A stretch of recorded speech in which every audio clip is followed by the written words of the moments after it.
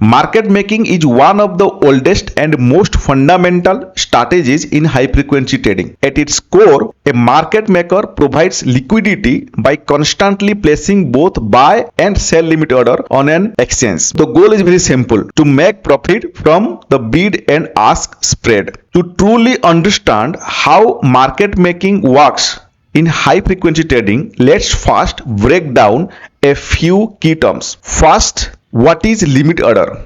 A buy limit order, a sell limit order. And second, what is bid and ask and what is bid ask spread. So let's understand what is limit order. So a buy limit order means you are willing to buy at a specific price or lower. A sell limit order means you are willing to sell at a specific price or higher. These are different from market orders, which execute immediately at the best available price.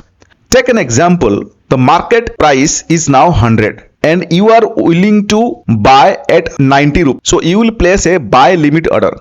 If you place a buy limit order of 90, it means your order will flip if the price will go below 90 or at 90. Similarly, a sell limit order. So let's say you want to sell at 110. So what you will do? You will place a sell limit order of 110. It means if the market will touch 110 or above that, your sell limit order will fill. So now you understand what is buy limit order and what is sell limit order. Okay. Now the market order means if it is 100, then obviously your order will fill at 100 only. Okay. So now you understand what is market order, what is buy limit order, what is sell limit order. Okay. In this case, we'll talk about only buy limit order and sell limit order. Now coming to bid and ask. In any order book, the bid is the highest price that buyers are willing to pay. The ask is the lowest price that sellers are willing to accept. So the difference between the two is called bid and ask spread. Now let's understand this with an order book.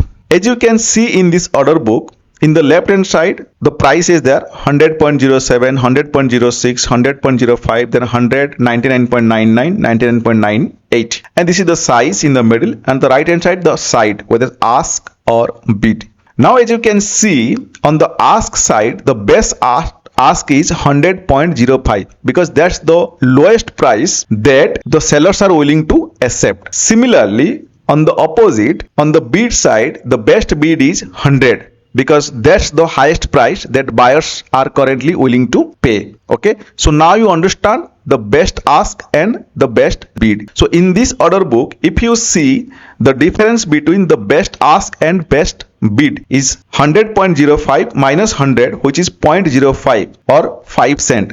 That is your bid ask spread. Now that's exactly the market making do. So the market maker simply place a buy limit order at 100 and sell limit order at 100.05 at the same time. So if both the order got filled, so they will buy at 100 and sell at 100.05. So the difference 0.05 is the profit.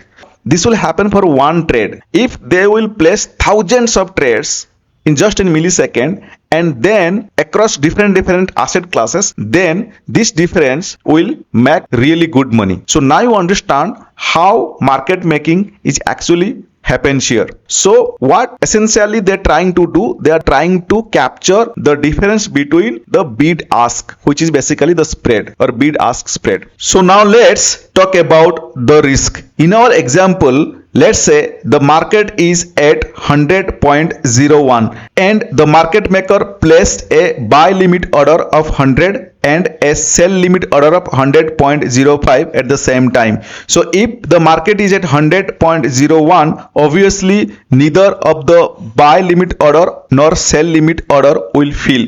But if the market will keep going up, let's say 100.02, then also both the order will not fall. Again, it will go to 100.03, it will not fill. 100.04, both the order will not fill. At 100.05, the sell limit order will fill, because as we know, the sell limit order is basically if the market is at that limit price or above that. As the market is at 100.05, the sell limit order will fill, but your buy limit order will be open because the market is above 100. So now you are actually in a loss because you will have an open sell position which is at 100.05. Now let's say further market will go up to 100.06, then again it will be 100.07. So what will happen is basically you are already in a loss. So maybe you have to exit from the market and you can place a market order. If you place a market order, you will exit at 100.07, which actually you sell it at 100.05. So your sell price is 100.05 and your buy price is 100.07. So your loss is 0.02 for each trade. Let's say assume you have done thousands of trades. So now you can imagine what will be the loss. The same thing can happen on the other side as well. So it's not just about placing static orders. Real HFT market makers dynamically update codes based on volatility, order flow, inventory levels, and market news. They also have to manage inventory risk, meaning they don't want to get stuck holding too much of an asset if price moves against them. That's why these systems constantly balance positions, hedge exposure, and adapt in real time.